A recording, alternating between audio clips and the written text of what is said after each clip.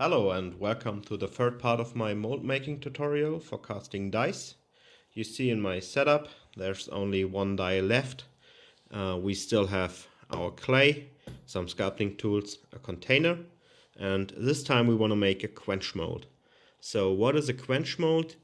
You have some sort of an open face mold, but with a lid that closes this open face after you pour in your resin. So you have the big advantage of a big filling spot to easily fill your mold, and then you close it with very little vents to have leftover material to escape, and have a full formed die that needs less of afterwork and sanding. For this, we need some clay, this time a little bit bigger portion, maybe even bigger as that. And we also form a cone like in the cut mold, but this cone will not be attached to just one part of the die. It will be attached to the full face. So let's make a little cone out of that. I already tried to bring it in a triangular shape. Then we bring it onto the die, and then the sculpting starts. So we need to bring these parts here close to the die. We don't need these gaps. So you start pushing the material downwards. I make it at a little angle, you see here, at a little angle I shove the material down here. We brought it up here to this edge, and now you have one problem. When you take a look here,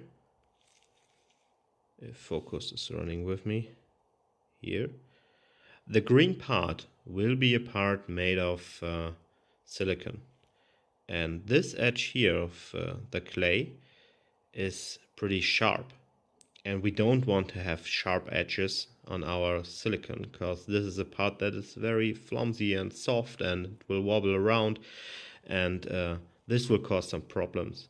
So what we now do, I shove the material down to the edge. I will now push it a little bit back inwards to just get my round edge of the die back. So I'm pushing this back in. And now the clay is perpendicular to the surface. This is what we want to achieve for all kinds of edges we have on the silicone. Now you can see, if focus is coming, this is perpendicular because you're at this edge and you're a little bit backwards in. Yeah, that needs a little bit more. And then you have a good solid edge for your silicone later. So after this is done, we need to shape the rest of the cone. And for that, I gently push it back over. And at this point, you can also start to form a little bit of a registration for the cone to sit in. As you can see here, this is a little bit hollow. So when you later push the lid part back in, it will stick to this point here.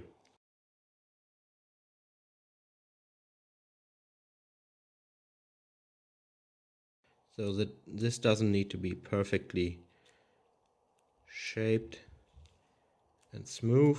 You just want to make sure everything has the general shape you need, because things like this here will be a good registration for you to find the right orientation, because this is a triangular and later you will have problems finding the right orientation to put it back in. So a little bit of keys here are good as well. Sometimes I'm just forcing in a little triangular here.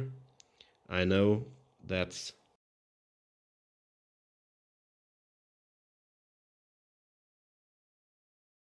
so you also should make sure that these edges here are also a bit smoothed out and rounded.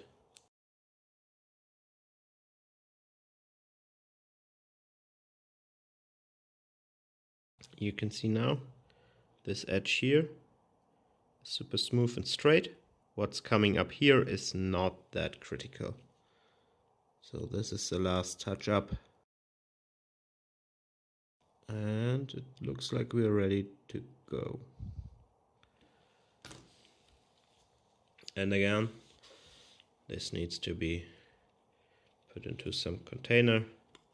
These are also pretty new to me. I never tried these before, so I use this video also as a test to fit these parts in and to work with some new stuff. A little bit of positioning.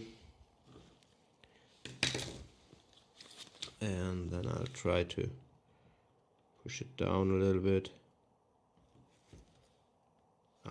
It already has contact, so you can see it's not falling out. That is enough. So if there's a little bit of leakage that comes under the clay, that's no problem. You can cut that away easily. Just make sure it's pretty centered here in the middle. You can see that's good. It's also it's not flat here. It doesn't need to be. Sometimes it might be good to tilt it a little bit to make sure you have one spot that it's that is upwards. But I think to give it to be pretty perpendicular is very good at this point. So yeah, this is also ready to cast the silicone.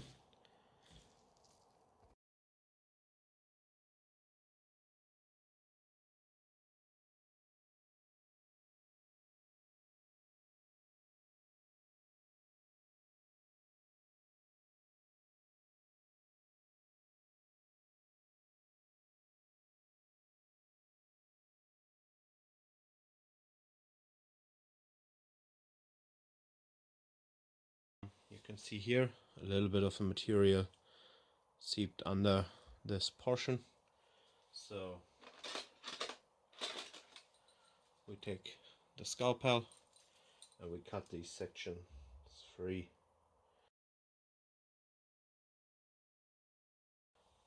Now we start to remove the clay. Mostly I just squish it and wiggle it around. We just do a little bit of cleanup. I like to use some compressed air, but you can also use a brush, use some alcohol. So after you clean this part, you need to prepare it for the next step to cast in the lid. So I take some talcum powder. You can also use baby powder, that's mostly talcum powder. I just dip it in here and make sure you put it on the complete surface. I also like to brush it on the outside so the mold is not that sticky. So just remove the excess material. And last but not least, some compressed air. And now everything should be a little bit white and fine coated with talcum powder. So this is ready for the next cast. So, and we are back at the table. You can see here the second part is cured. And now to the tricky part, to separate these two. Regarding to the material you use, some come off easier.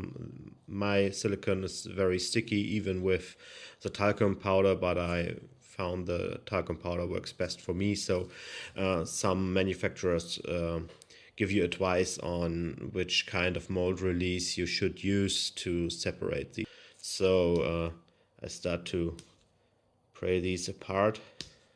You can already see here there's a little gap, and now it's the part to work around that and to spread this part, and it slowly separates into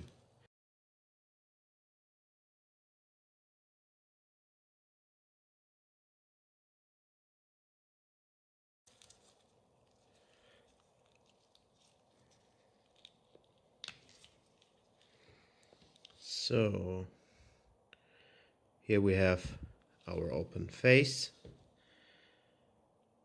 and here's our die. Now we just need to get this out. Now we need to add some vents to this. We need our knife. Put these aside. I think for this shape the corners will be a good spot to add some vents so that any leftover material can squeeze out.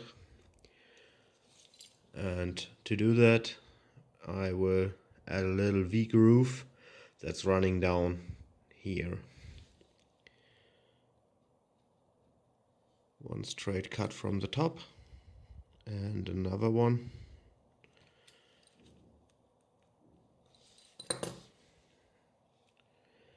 Now you can see this little section here. That's the place where the material can flow out. It might be helpful to add multiple vents, but you can test it with less of them. So, and here you can see this is the key that I worked into the clay, and you find the matching piece here. So when we put these back together, you see it's not really matching at the moment. That's the little lip we worked in at the bottom, and now you can press it a little bit in. I mostly tend to wiggle a little bit around, and it's perfectly sitting in there without any gaps. So this mold is done,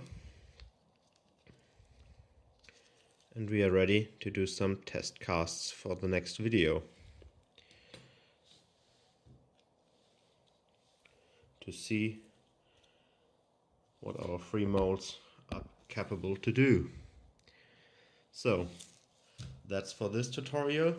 Thanks for watching, and as always, for any questions use the comments down below. For any tips and advice, I'm happy to hear that too. And we see us in the next video, and until that, happy dice making.